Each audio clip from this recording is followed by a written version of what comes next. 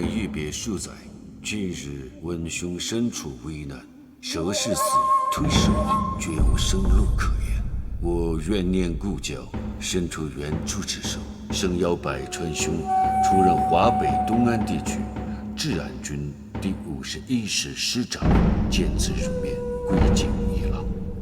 程副官，到。旅长，给战区司令部发报，本旅长是与阵地共损亡。再补充一句，急需补充武器装备，这样戏才演得真一些。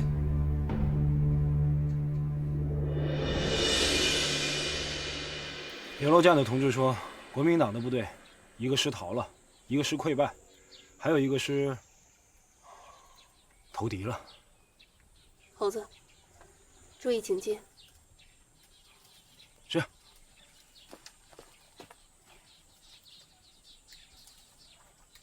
咱们是不是有麻烦了？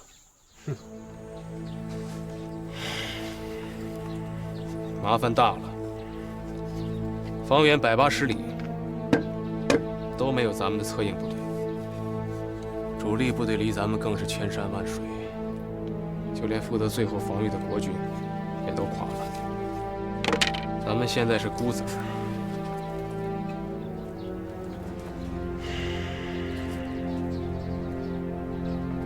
就是说，打架没有帮手呗？有点羊入虎穴的味道。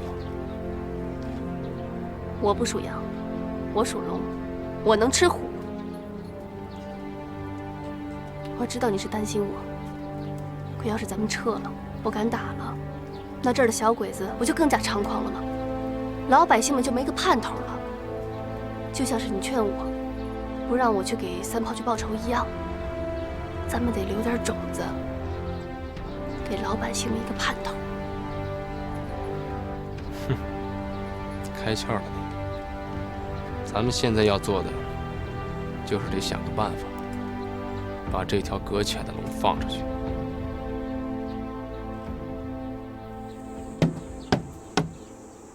这3样手持自动武器，最慢的，1分钟可以打出400发子弹。最快的，1分钟可以打600发子弹，也就是说，在1、2、3这么短的距离，就可以把你弹夹里所有的子弹全打出去。全部打出去，那不打成筛子了吗？那不太浪费子弹了。战争当中必要的消耗是有的。我们要做的是，每一颗子弹消灭一个敌人。这是一种美好的愿望。从918到现在，每消灭一个鬼子，国军的弹药量至少要消耗1000发。听见没？这就是差距，同志们。至于你们共产党的军队，我只接触过你们，不得不承认，你们打的还是比较省的，差不多几十发子弹消灭一个鬼子吧。你怎么跟账房先生似的，一肚子算盘珠子，但是没有这些玩意儿，就打不了仗了吗？你们以前打的叫游击战，也就是说打一枪换一个地方，但咱们这次是在敌后作战，是在鬼子的地盘打鬼子，所以咱们要避免拉锯战和胶着战。最好的方式就是用贴身战的打法，也就是说，在最短的时间内打出最多的子弹，以数量赢得时间。当然，这样鬼子3-8大盖肯定是办不到的。说的倒是挺缠人的，上哪儿弄枪去啊？有一个地方有。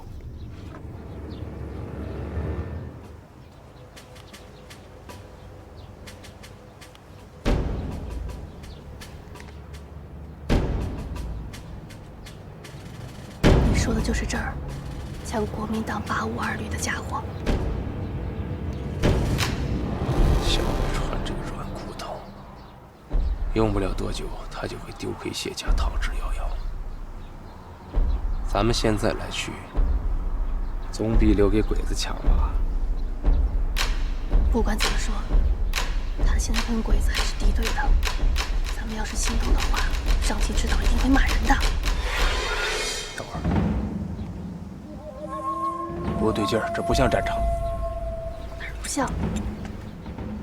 你看看这些兵，穿着都是崭新的军装，而且通往指挥部这条路上，好像打扫过好多次的样子。而且还洒了水。对面10公里可就是鬼子呀！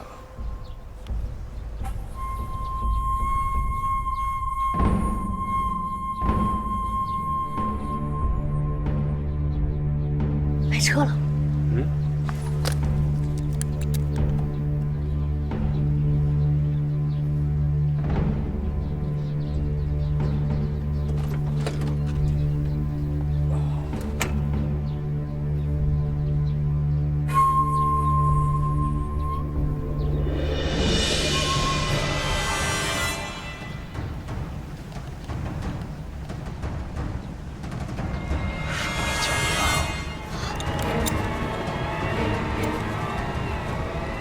真是这臭小子，他来干什么？小白川投敌了！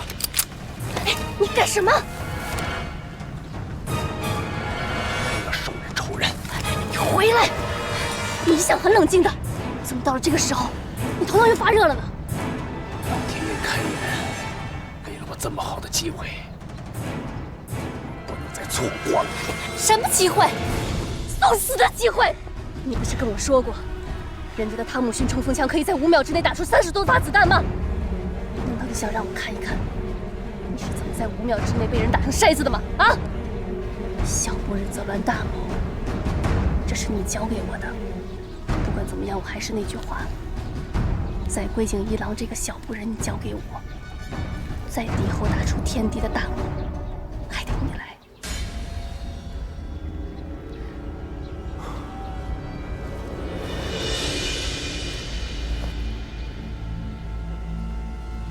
咱们俩就是个冤家。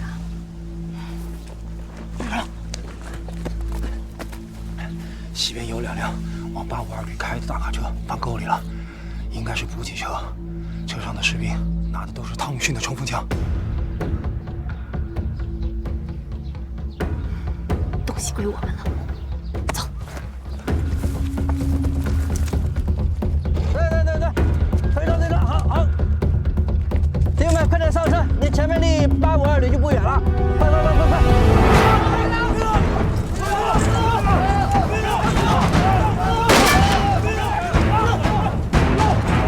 不好意思，枪法不准。谁要是想再试试的话，我的枪法可能会更准一些。元帅，你看，全是汤姆逊。今儿没别的，家里边被小鬼子给祸害了。本姑娘我要报仇，枪不够了。我听说呢，魏军这些日子也不打仗，小鬼子也不打你们，所以怕你的枪生锈了，想跟你们借几把枪试试。这位元帅，我们这些东西都是送给852旅打鬼子用的军用物资，这里可不能动啊！我呸！小百川早就投降鬼子了。啊？这位元帅，你要是把我这东西都弄丢了，我们弟兄们脑袋就得搬家呀！您是哪个部分的？看不出来吗？杨家将，穆桂英。我们的口号是替天行道。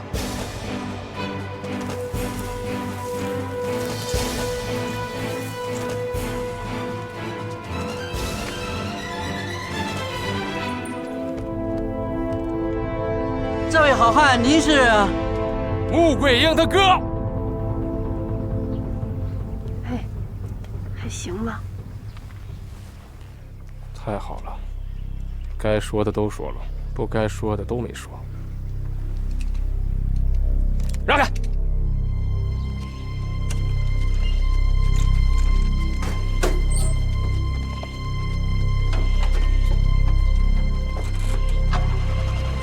同志们，撤！你们是八路。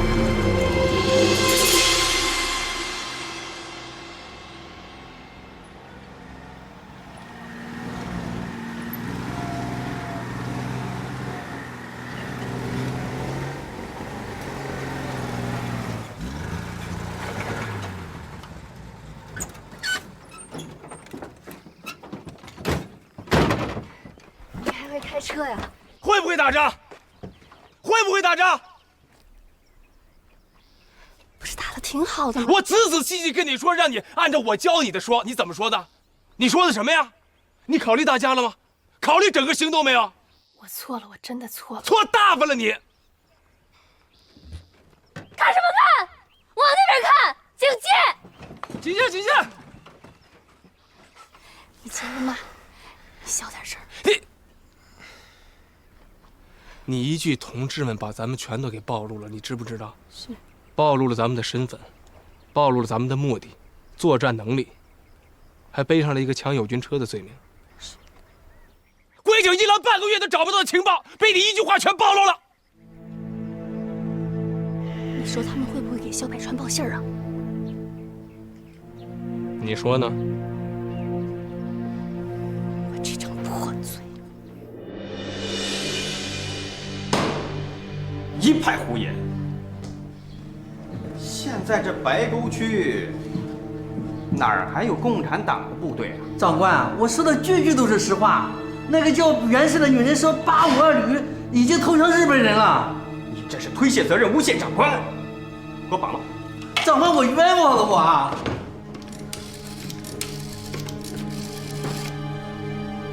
喂，接852旅，找肖旅长。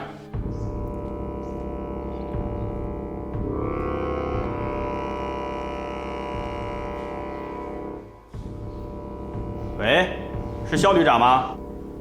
我是肖百川。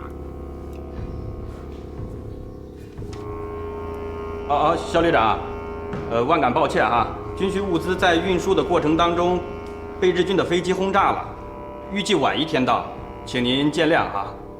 你们真是的，要是再磨磨蹭蹭的，我就没办法打仗了。对不起啊。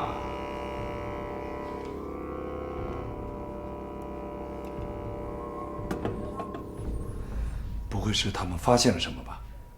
应该没有，电话没有异常。不过，为了安全起见，你让日本人在空地上多放几发炮弹。好，我这就通知皇军。皇军，旅长，您这也得改改口了。过几天咱们可就是皇协军了。不过不可大意呀，尤其是特战队的那些人，都是金戈带出来的。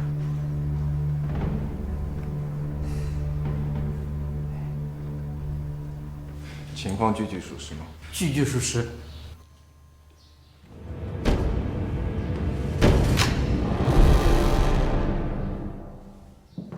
我能用一下你们的军线电话吗？应前。对不起，还请你们回避一下。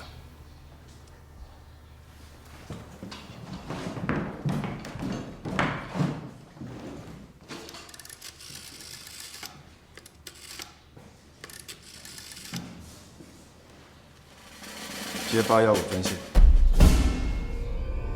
通知6号，开工的。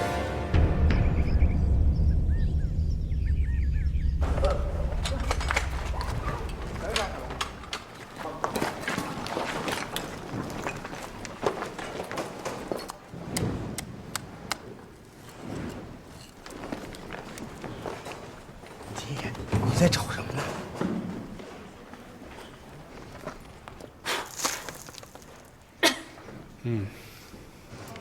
这个地方可以，很干燥，适合藏车和弹药。那是，我找的地儿能有错吗？一会儿你们把洞口堵好之后，就可以回去了。你干什么去？我得把车处理一下呀。这么好的车不要了？我说要把车炸了吗？没有啊，太招摇了。我还就得招摇一把呢。哎，这么好的枪都有了，不招摇一下，这市场就该忘了还有我戴金花这一号了。这枪你会使吗？是枪都一样。是吗？不是吗？来。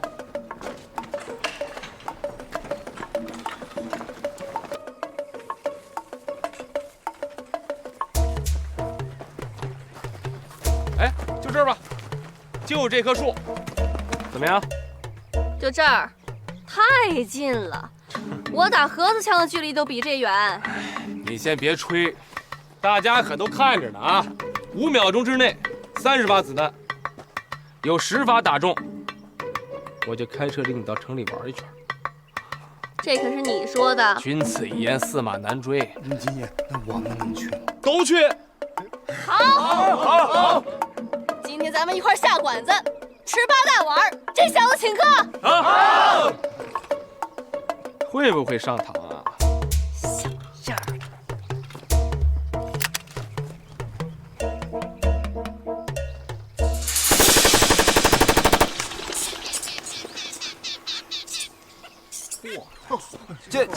这枪真厉害，真够劲儿。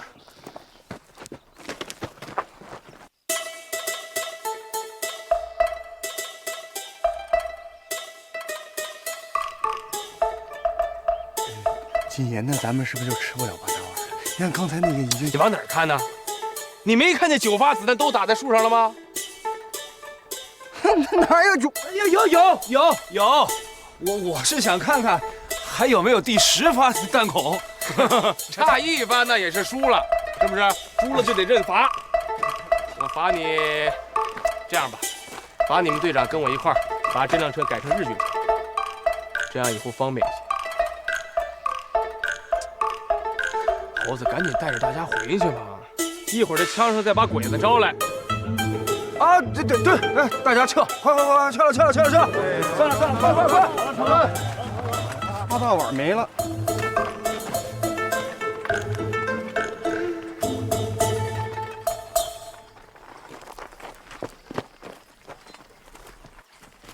哎呀，8大碗我是不心疼，我倒真心疼我这子弹。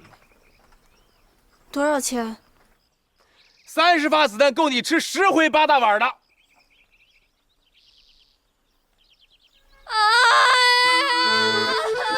哎，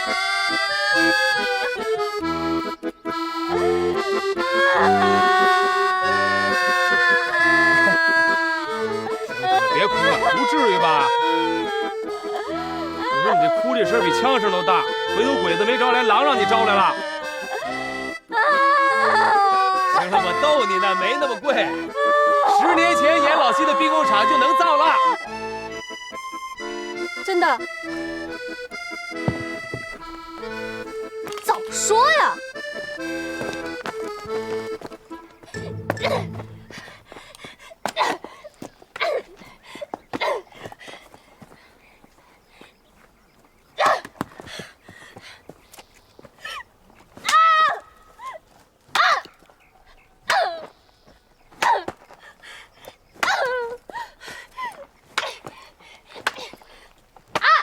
哎，你是不是把这棵树当成我了呀？你别以为你今天替我打掩护了，我就得感激你。今天确实是有点难为你了，有些操之过急，让你受委屈了。当兵的连枪都打不准，本来就丢脸，还哭就更丢脸了。女孩子哭一哭不是很正常吗？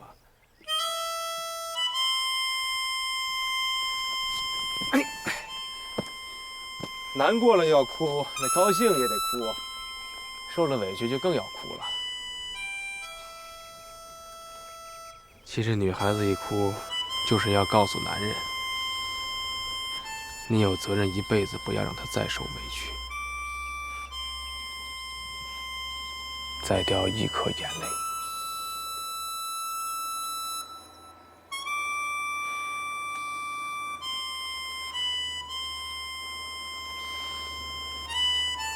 你看我干什么？我脸上有麻子啊！我不是女孩子了。其实，这就是对未婚女性青春气息的一种美好表达。还是不明白，但我知道你是在哄着我。我哄你干什么？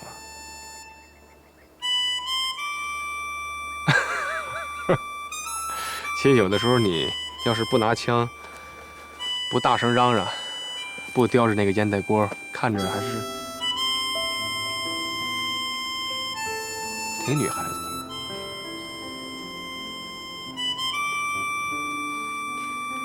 可我确实不是女孩子了，我已经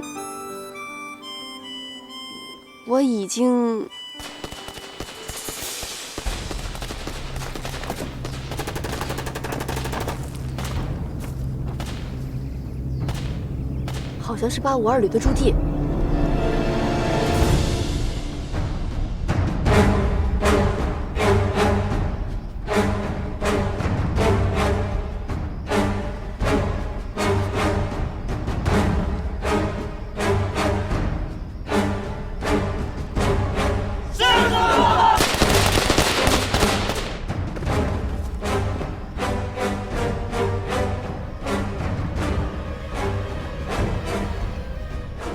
是金哥原来训练的特战队员，一群不知好歹的家伙。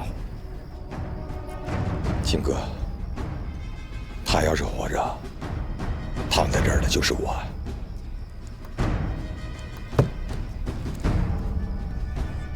后天的一支大会，不得出现任何纰漏，不然你和他们躺在一起。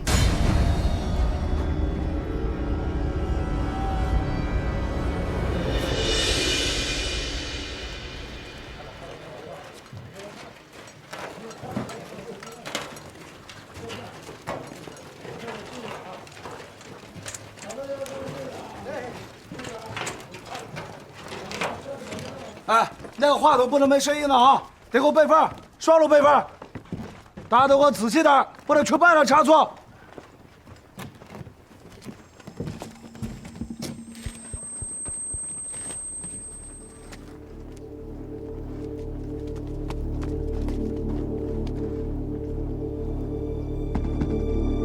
喂喂。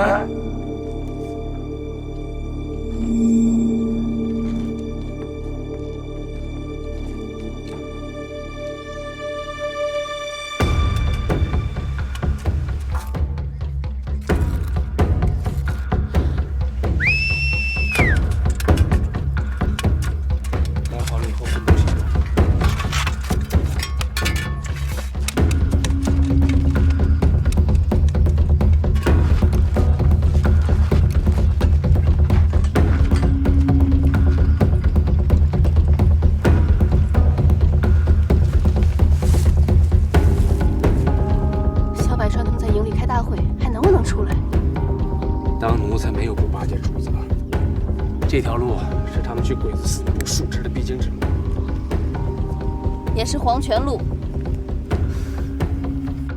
弟兄们，我知道你心里不痛快，仗打到这个份上，你们也都清楚，这日本人有多厉害。还没见到人呢，这飞机呀、大炮就一通乱炸，前他娘的小瞧。听说这仗还能打下去？不能打。 既然不能打了，那我们就按着光绪新说的办，保存实力去先救国。这活着总比死了强。放好！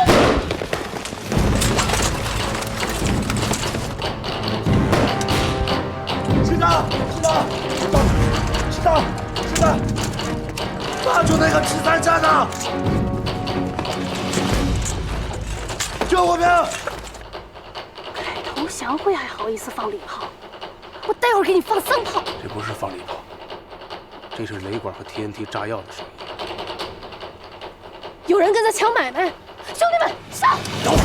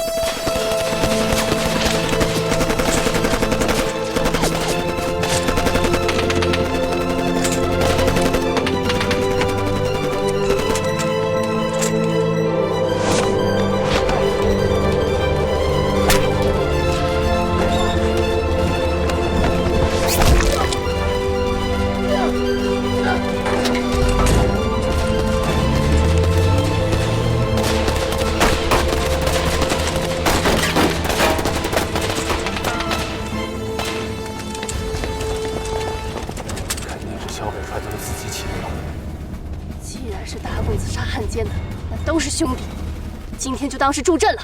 走。你老急什么急？如果咱们一冲出去，小百川以后再也不会露头了。肉在锅里跑不了，先把嘴边的吃了再说。准备战斗！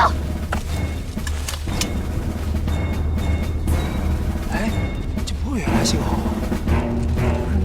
您这是打呀，还是不打呀？这个？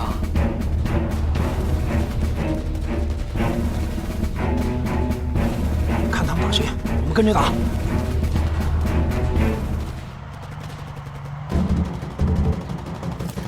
你抢什么？给我！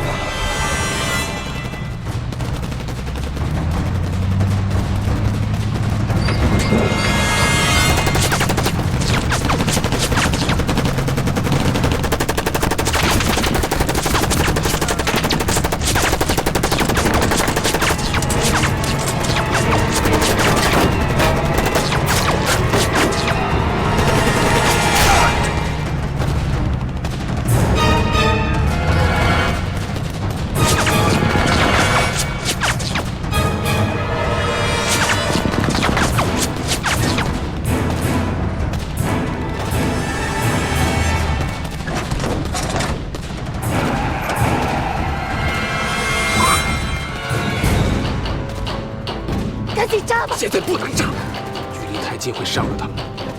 那也比死了强。快呀！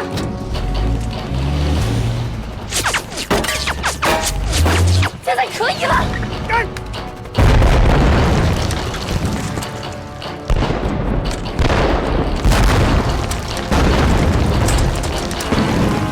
都等着吃席呀！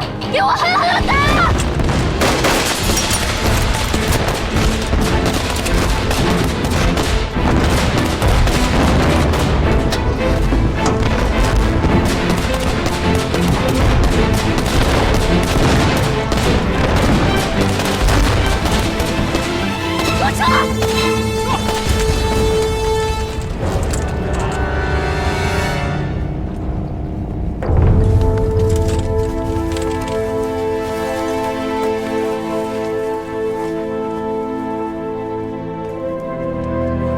枪把子呀！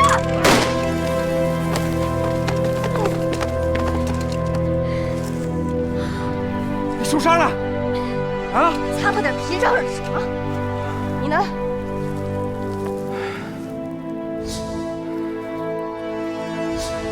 太像了，实在是。戴口罩的大头兵长得比我好看是吧？他像刘文婷。你老婆？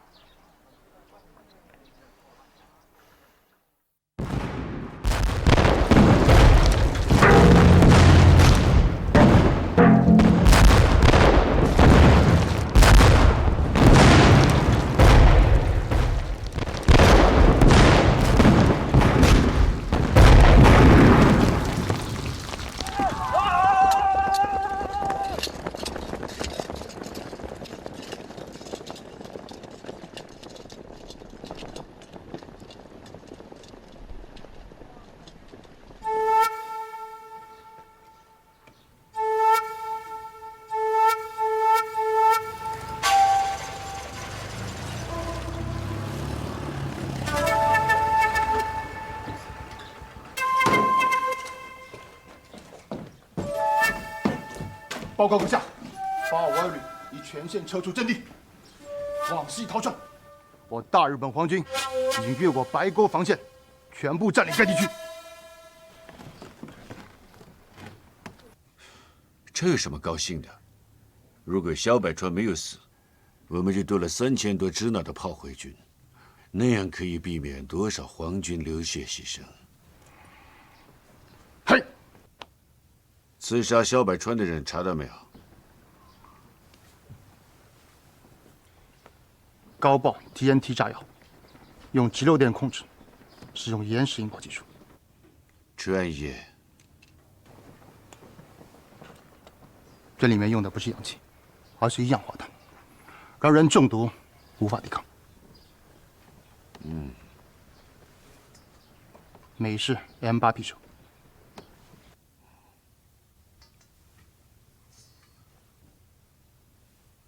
结论：种种迹象跟证据都表明了，是国民党特种部队干的。可是公路上的伏击战，除了烧焦的汽车、破碎的肢体之外，为什么一点价值的情报都没有留下？这也是我一直想不通的地方。不要轻易下结论。那战报怎么办？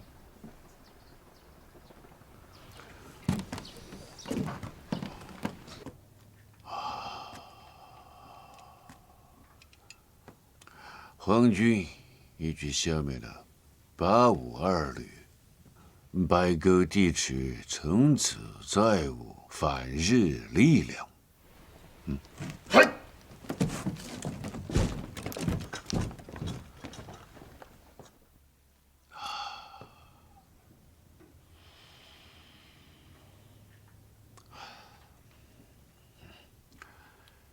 很有味道的女人。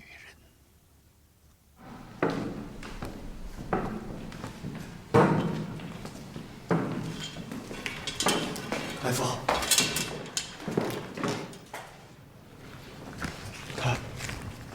他怎么样了？子弹已经取出来了，但是人还在危险期。大夫，我求求你，一定要把他救活。他可是死过一次的人了，我绝不能让他醒不过来。放心吧，我们一定会尽力的。大夫，拜托了，要把他救活。放心，我一定会尽力的。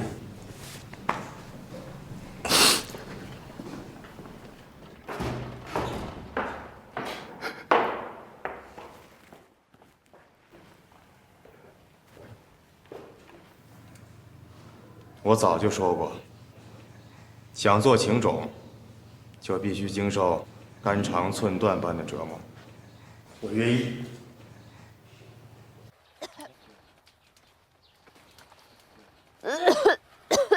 队长，哎，队长，军师回来了。找着了吗？没有啊，就一辆车。我就说他看走眼了吗？还不信，满肘子脑袋。哎呀，你别说，军师对他以前的老婆真够死心塌地的。你懂什么？滚一边去！军师现在状态怎么样了？双打的茄子，蔫了。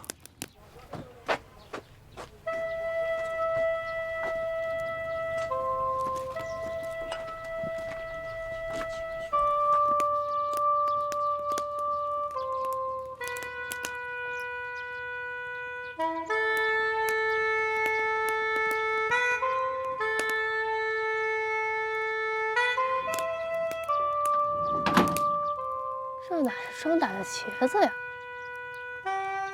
分明是丢了魂的走了神儿啊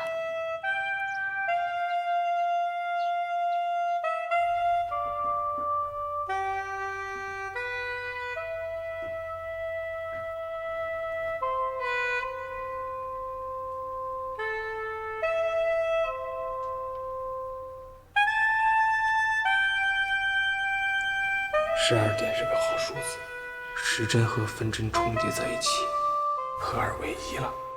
你一定要来找我，我等着你。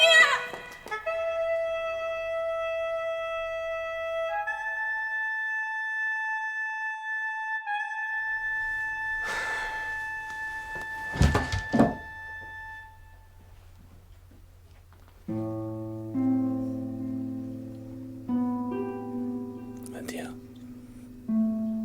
你还活着吗？你要是活着，一定要告诉我，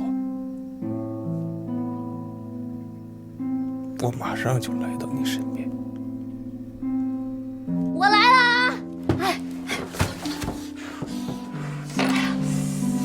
敲门啊！不是我不文明不敲门啊，是我这你看我这手掏不出来啊！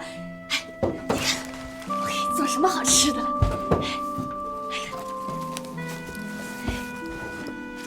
以后受伤了别干活。我这是轻伤，你那是重伤，需要人照顾。我没受伤。既然受伤了，就得吃伤员枣。来吧，别客气，吃完了再思念你那娇妻。行了，金花。哎，别叫什么亲切，你再让你老婆听见。我觉得他确实还活着。是，活着，永远活在你心里边。刀子，你说你老婆是死是活，其实是个挺简单的问题。你以前不是跟我说过，那个文婷，她就是个千金小姐，那在我眼里边吧，她就又弱又小。你见过这么一个女的扛着机枪突吗？肯定没有啊，这不就结了吗？你说你那么聪明个脑袋瓜子，不是想不到这个问题，是你压根儿不愿意去想，你就愿意钻在这个地窖里边唉声叹气啊！还有天天面对那些遗物，净说一些他根本听不见的所谓的哎呦呦的爱情。他能听见，也能看见。他听见的是你没病瞎哼哼，他看见的是你有好日子不好好过。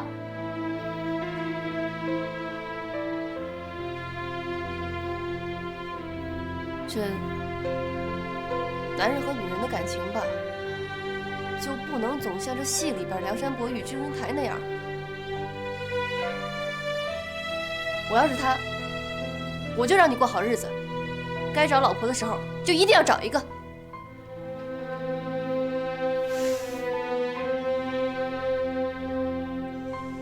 也没听说杨宗保死了，穆桂英再找一个呀？那柳文婷她也不是穆桂英啊。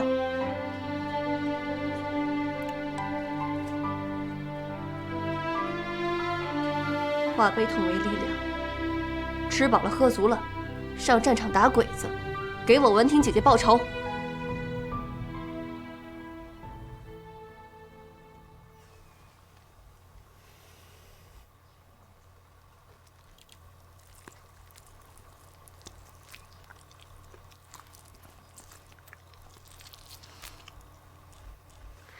怎么样？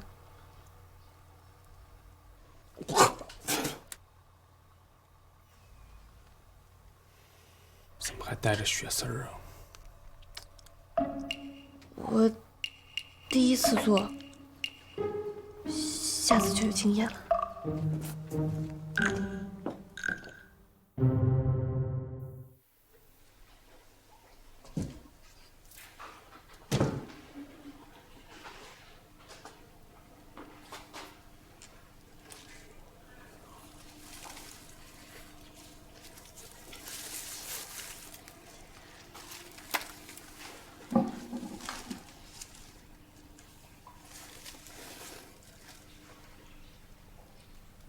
文婷，我每天都会来看你，每天都会给你带花来。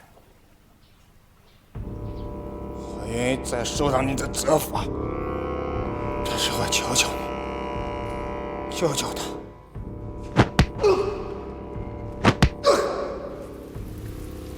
别管我，文婷怎么样了？去看看他，去看看他！金哥。金哥，啊！鬼子来了！鬼子来了！啊！金哥，快跑！啊！鬼子来了！金哥，快跑！金哥，金哥，你在哪儿？你怎么都不来接我？金哥！放开我！放开我！文婷，怎么会这样？不好！会这样。不好，他苏醒之后就一直这样。医生说，他得的是精神分裂症。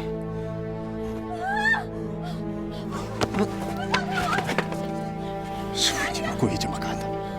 故意把文婷弄成这样？说，把一个死人救活了，然后再弄成现在这个样子，你是不是觉得我们没事儿干了？不好，任何一个女性经历她这样的悲剧，不疯才怪。所以我是在提醒你，希望你重新考虑你的感情决定。绝不。好，那迟早有一天，你也会疯。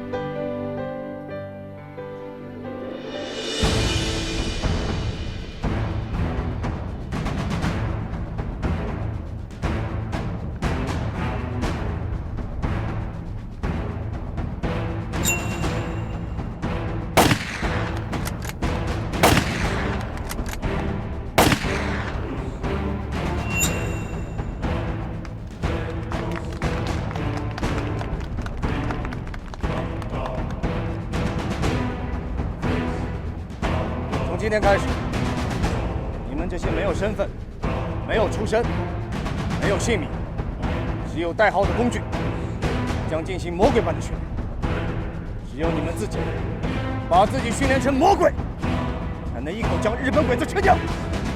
否则，你们都将是无名的烈士。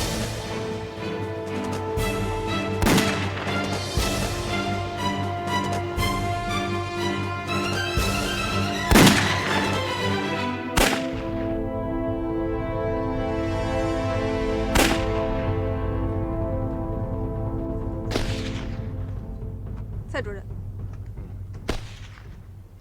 打得不错，看来国豪是对你下了一番大功夫啊。钱教官确实很贴心。这么多女学员当中，只有你有如此优秀的成绩，心有灵犀才是最关键的。蔡主任，您找我有什么事儿吗？就是因为我没有答应蔡主任去当国民党，所以他就让你当护士。是。也好，女人嘛，这个职业挺适合你的。不适合。我好，你知道的。我活下来的唯一理由，就是为了报仇。给你看看，我现在手里都是些什么？纱布、听诊器。我要这些有什么用？我要的是刀，我要的是枪。好了，别急，你看着我，看着我。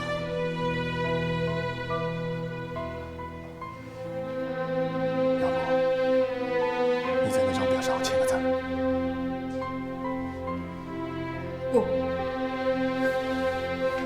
这就没有办法了，这是规矩。别说是我，就是蔡丽芳，她也没有办法。你有办法。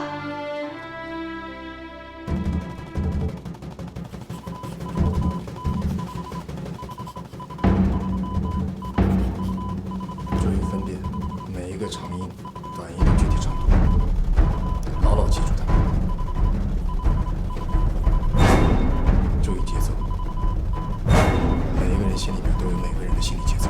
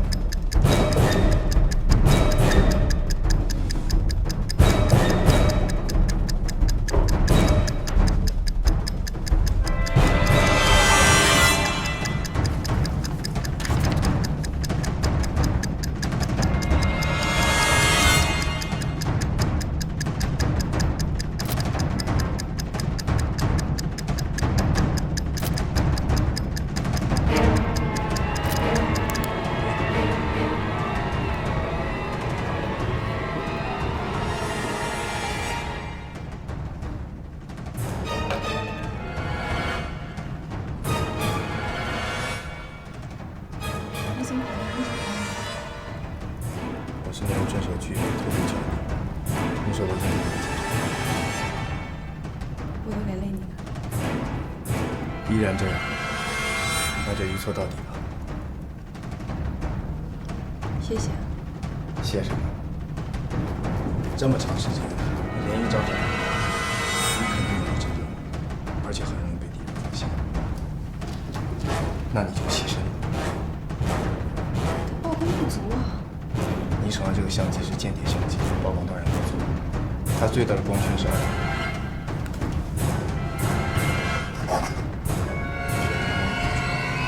哎。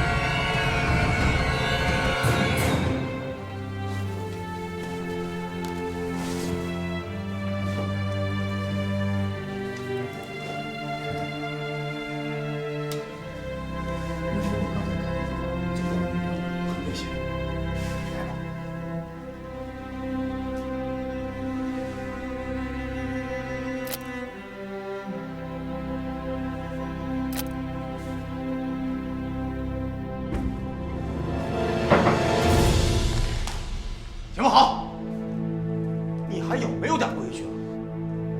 主任，对不起。这件事是我逼他这么做的。可是我就是逼你填一张表格，你为什么就不填呢？这是两回事。说得好。你柳文婷既然不喜欢党国，党国当然没有义务花钱来帮助你。同样，你柳文婷不喜欢钱伯豪，可是钱伯豪呢？在死心塌地的帮着你，主任。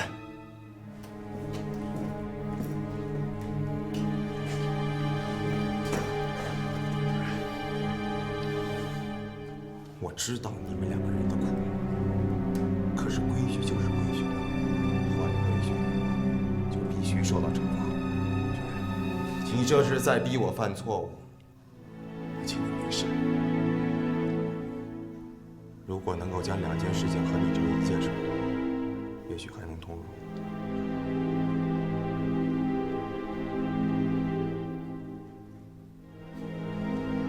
这行吗？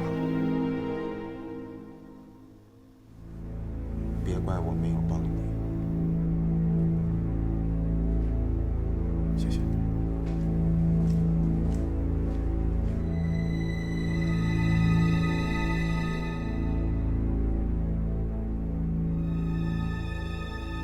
最大的幸福，就是能亲手杀死龟井一郎。伯豪，你出来吧。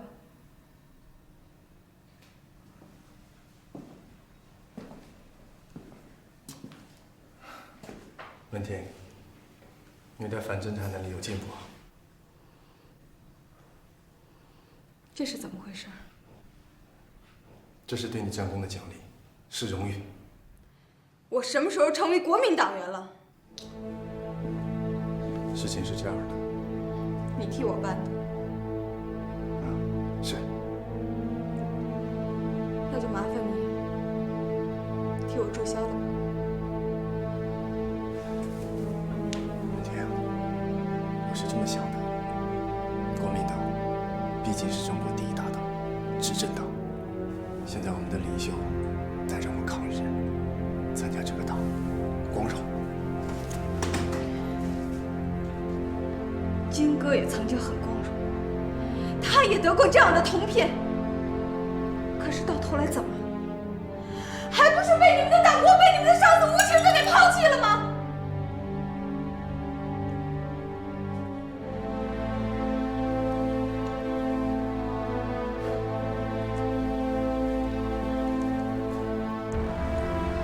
这刘百炼不能代表整个党，可他却毁了我的一生，毁了我挚爱的亲人。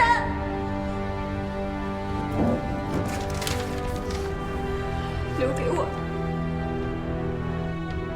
就是这种没有笑声、没有心跳、没有欢奏的纸。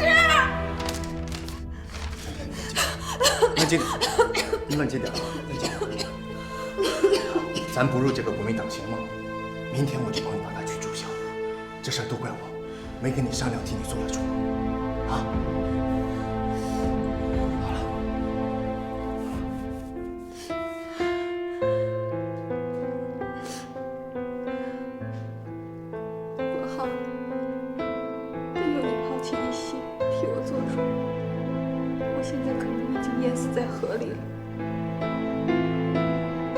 没有你用100束鲜花替我做主，我现在可能还是一个精神分裂症患者。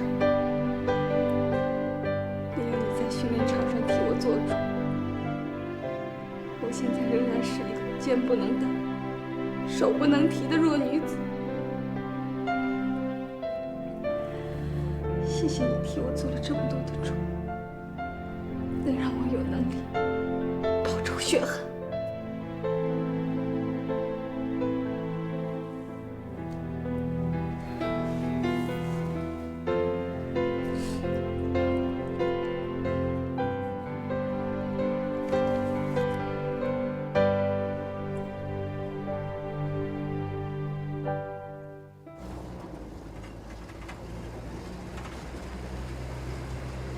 王好。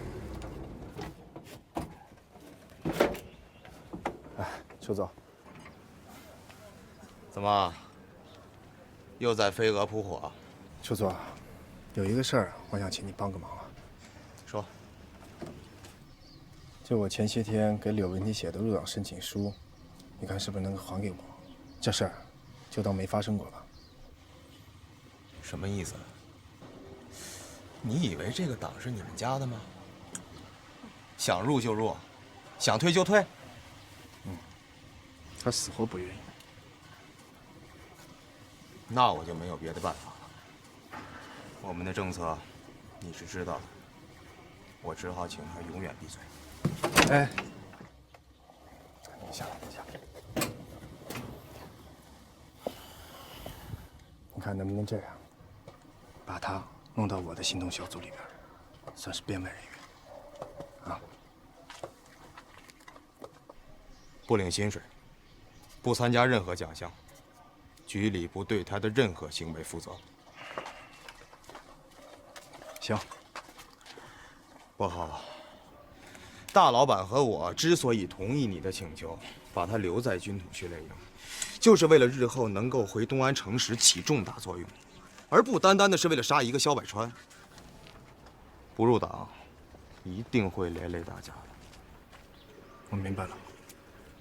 如果连这个工作你都做不好的话，将来一定是个妻管严。哎，对了，上回救我那支部队，你找到了吗？查了，那个地区现在已经没有国军的正规部队了。那天那个叫元帅的，是八路军？那就是农民组成的一支游击队。可那天那些战术设计和行动，绝对不是土八路能做出来的。852萧百川投敌卖国，被就地正法。最高统帅部对参与这次行动的国军有功人员给予嘉奖。还有一张，念。大日本皇军一举歼灭852旅，击毙旅长萧百川，彻底肃清白沟地区反日武装。听听，这都什么呀？你也想要个嘉奖？我不是为了嘉奖，我是觉得我活得好好的，怎么就被日本鬼子给肃清了、整死了？我冤枉啊我！处于下风的对手，最好的进攻方法就是先麻痹对方。所以说，虽然你已经死了，但是这局咱们先胜了，1-0。错，现在被麻痹的是老百姓，他们就觉得我们八路跑了，所以0-0。最好的猎手，永远都是不动声色的。那我们不能干瞪着眼睛看着猎物不放枪吧？30发子弹，打死1只兔子。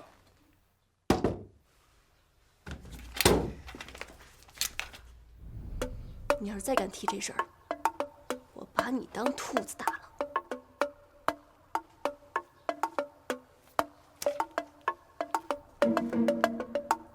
那也得提，我们必须练兵。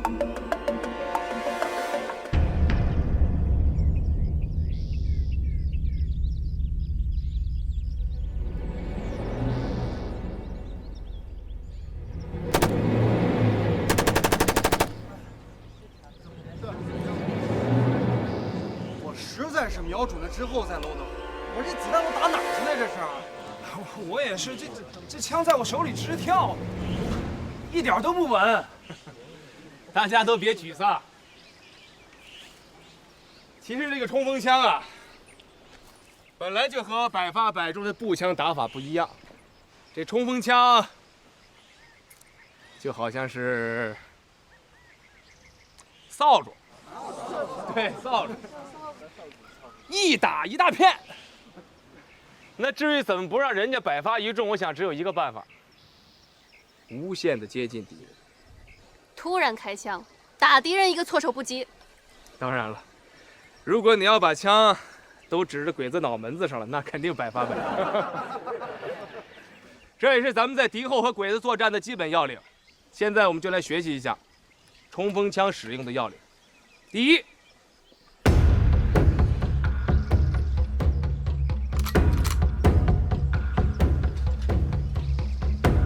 有依托的点射。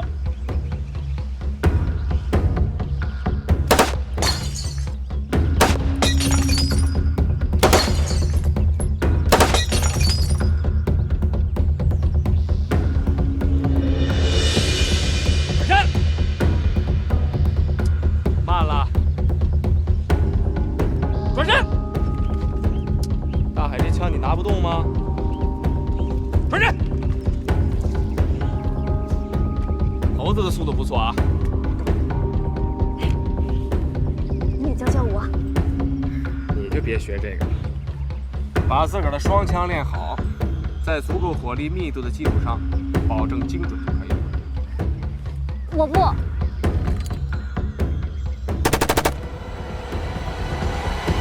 这个。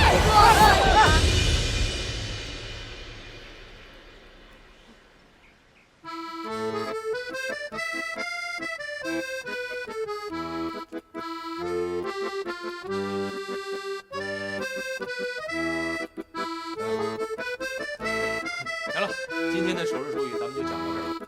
现在我要考大家一下。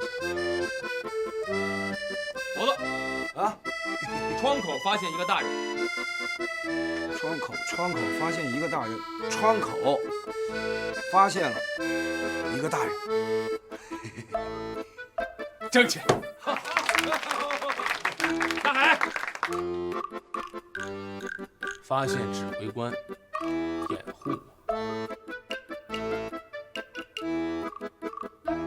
指挥官，正确。哎，但是你漏了一下，你没有告诉我这个指挥官是男的还是女的。指挥官还有女的吗？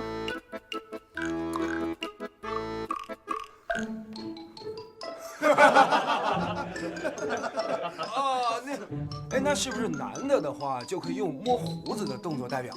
对。那女的呢？那女的要这样。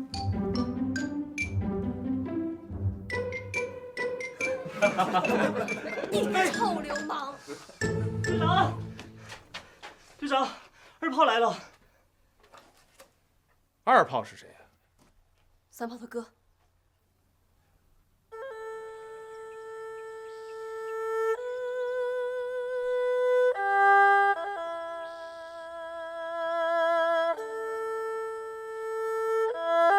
是我们没有保护好三炮，二哥，你要怪就怪我吧。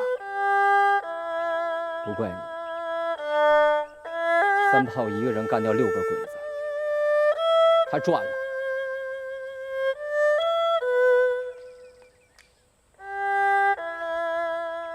这是上级给三炮的抚恤金。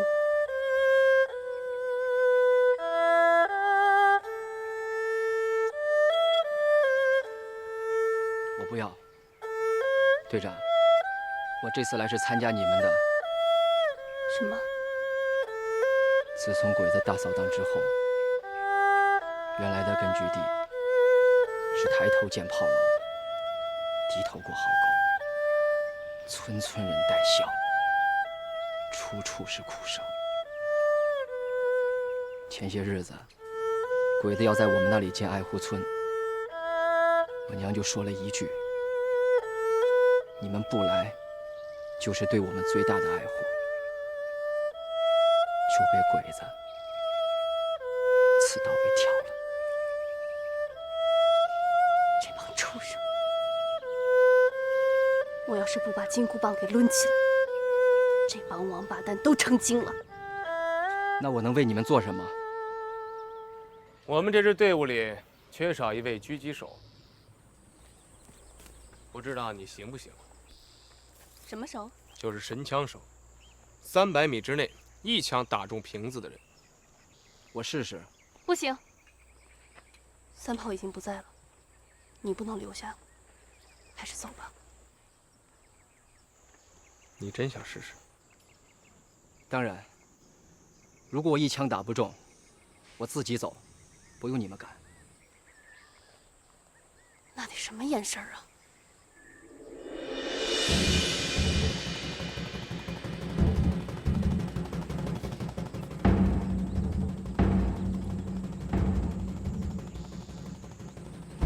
他是这块料。为什么？每个正常人1分钟眨眼的次数是12到15次，而且每一次都不经过大脑，是一种条件反射。能控制住自己条件反射的人，一定有某方面的天赋。我也可以不眨眼睛。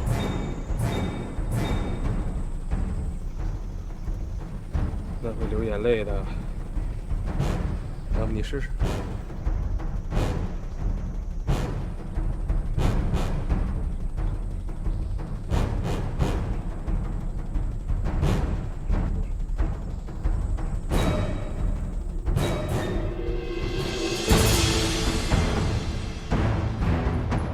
看见了吧？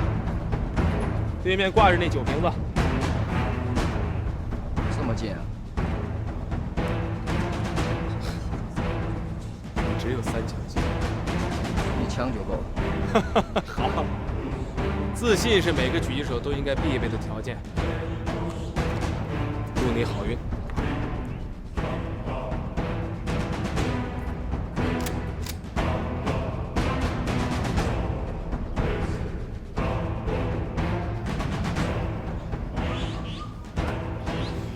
牙眼睁着瞄着，能打着？神仙啊！看就没打过。闭嘴！没事儿，有一定的干扰，更能看出一个狙击手的真实素质。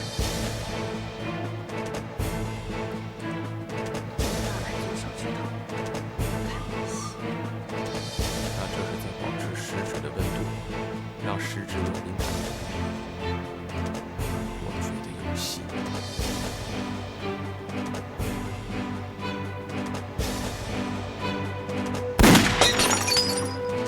漂亮！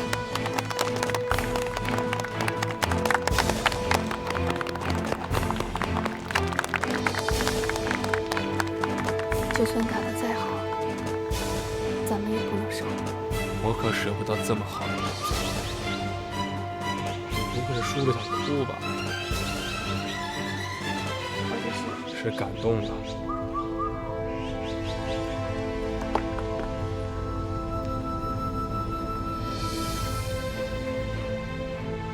心跳非常频。当过兵？没有。那怎么不开枪呢？打小跟我大爷在山上打猎，3炮，跟我爹在那做兵。欢迎你加入。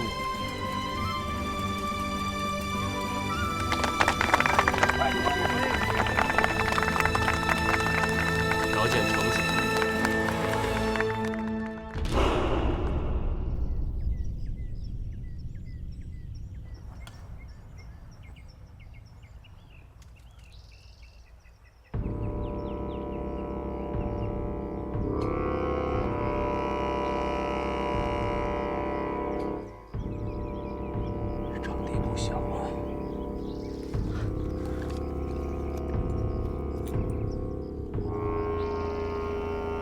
汉奸们为了把大会开得更隆重一些，专门把周围几个村子里的老百姓都集中起来凑气氛。黑鬼子来的也不会少，大概有1个小队的汉奸和鬼子，不算太多。肯定比咱们人多。你别说撤资啊！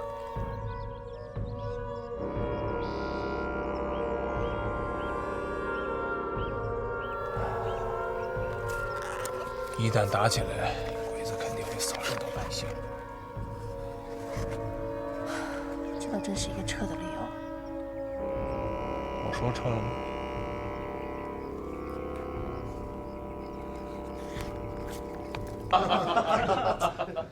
通过大家的笑声看得出来，大家对这个作战计划很有自信。现在最关键的就是执行力的问题。用你们的话说，一切行动听指挥，步调一致才能胜利。很熟啊！好，现在咱们就宣布作战命令。你是不是忘了，这屋子里面还有一大队长啊？还有一个。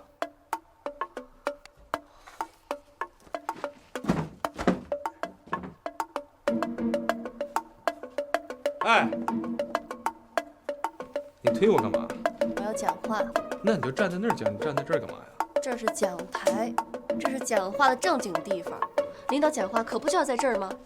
你站着这个地方，我讲话还有分量吗？我看你呀，你就是想夺权，我才是大队长。我没有想夺权的意思，但是这场仗必须由我来指挥。我要是不听呢？百姓的伤亡你负责。吓唬我？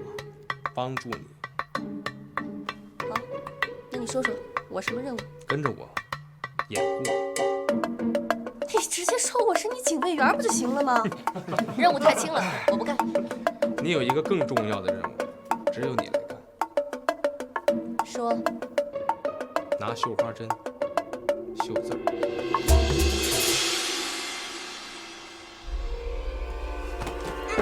我不是你媳妇儿！队长，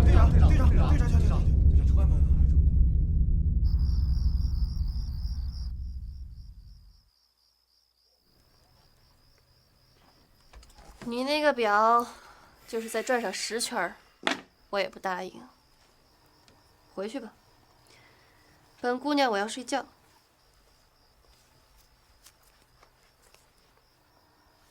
我再说一遍，我不是你媳妇儿，你在我房间里这么待着，影响多不好。快走，回去吧。金爷，哎，回来了。金爷，我回来了。哎呀妈，东西买回来了。哎呀，你怎么才回来呀？赶紧回去休息啊。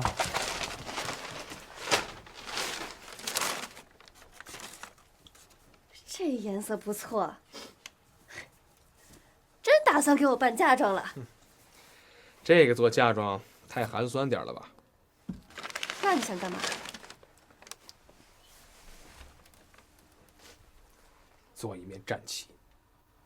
这一仗，咱们要打出一个大大的名声来，亮出自己的旗号。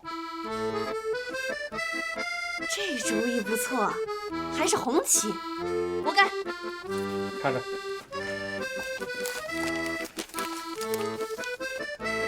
抗日先锋第9大队，把这8个字缝在旗子上，一定要用白线，红底白线醒目。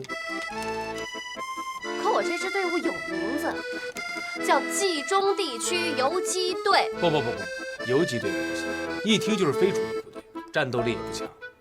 你要知道，老百姓天天看着可都是鬼子的正规部队，游击队这3个字对老百姓撑腰那股劲儿不够，对鬼子的震慑力也不够。等等，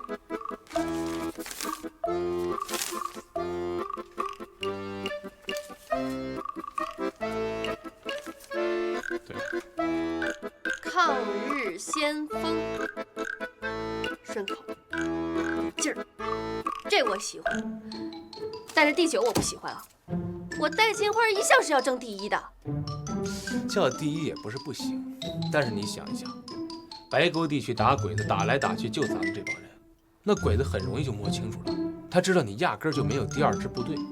如果叫第9大队，那他们就得想了，那前面那8支部队都在哪儿，都在干什么呢？他们一定会认为，像咱们这么能打会打要他们命的部队，还有8支，想着就肝颤。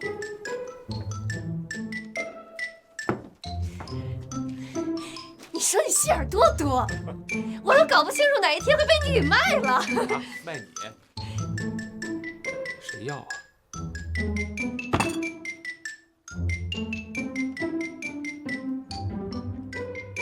晚安。站住！这名字就这么定了，但我丑话说在前头，这是第9大队的第1仗，也是露脸的一仗。只许胜，不许败。在我这儿，只有胜，没有败。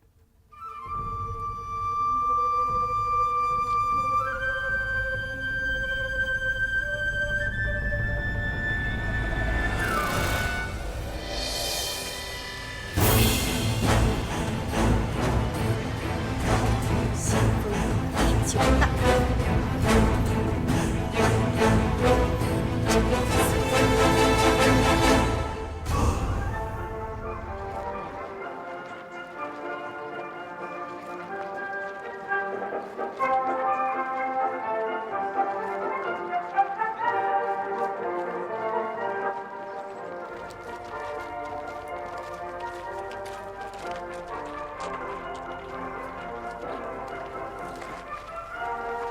都准备好了，赶紧下命令啊！咱们俩到底谁命令谁呀？你个斤斤计较的劲儿，快点！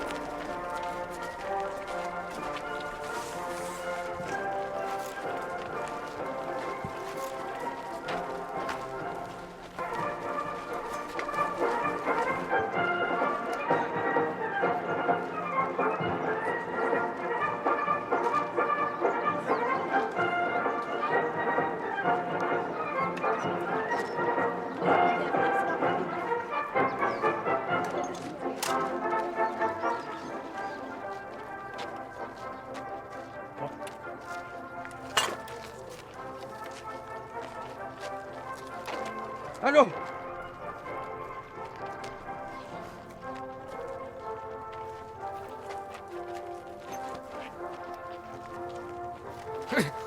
这是什么？这是烟，天。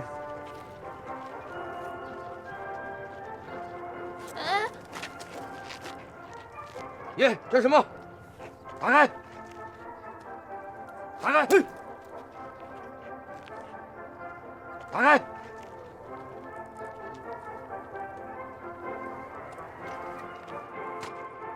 就是点窝头，臭穷棒子，滚滚！站住！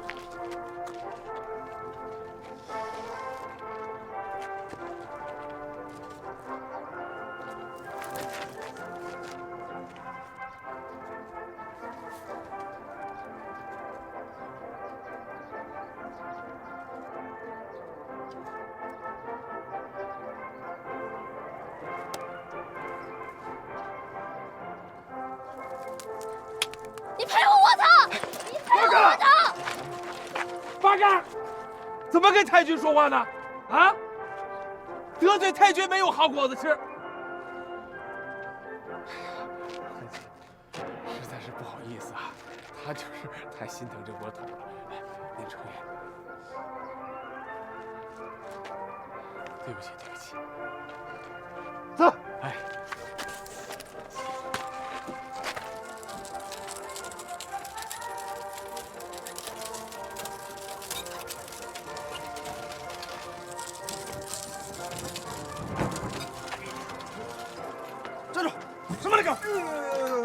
掏粪的干活啊，长官。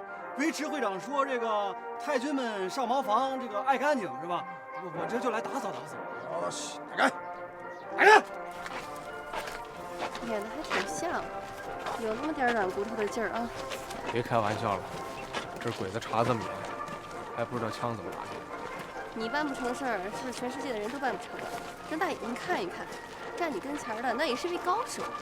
行啊，到时候你别让我赤手空拳对付鬼子的歪把子机枪就行了。我有他妈傻。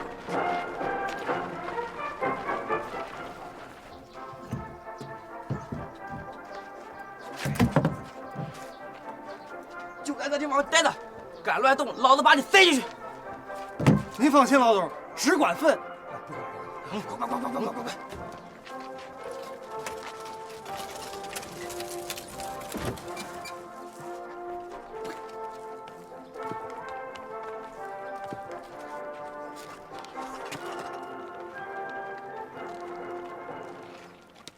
乡亲们安静了，下边开会。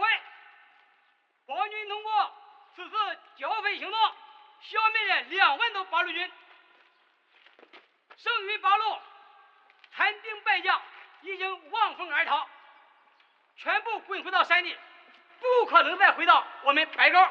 这么两片嘴在胡说八道，本姑娘我在这儿呢。今天成立爱护村，就是让大家在皇军的爱护下，让我们过上幸福的好日子。好！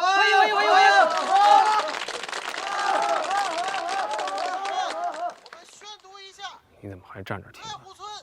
枪呢？急什么？我能不急吗？就你那着急上火的劲儿，我放心让你指挥吗？可以得到良民证，气得我只想上茅房。应有的物资。都什么时候了，还上卫生间？王大宝，那叫茅房。憋着。憋不住，人有3急不知道呀。良民证。都是被你给气的。鸡蛋100枚。小二宝，全家良民证3张。黄米20斤，白面5斤。桂花良民证1张。鸡蛋1枚。这个金刀子也有着急的时候。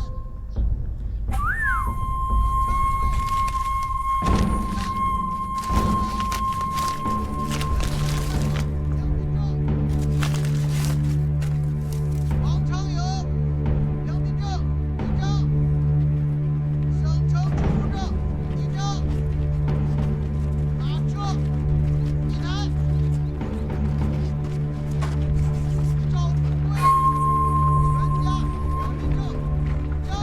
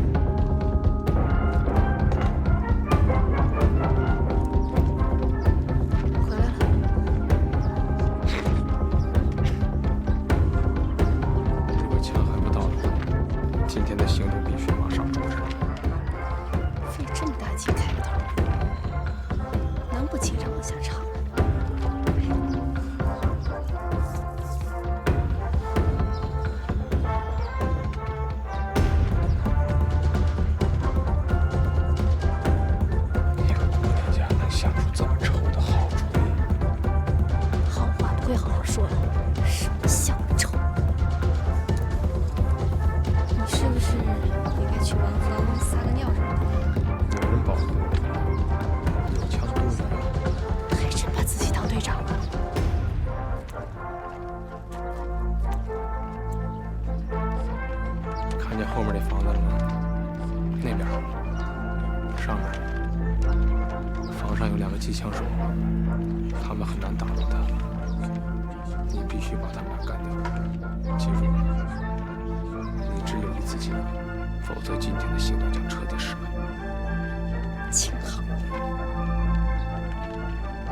我觉得这里边一定还有传遍人类的汉奸和特务，一时认不出来啊。一会儿他们就会自个儿败。你们这么傻还是缺心眼儿啊？建设东亚新秩序，造福亚洲共荣圈，建设东亚新秩序，造福亚洲共荣圈，造福亚洲共荣圈，建设东亚新秩序，建设东亚新秩序。看见了吧？全都自个儿跳出来了。快比想明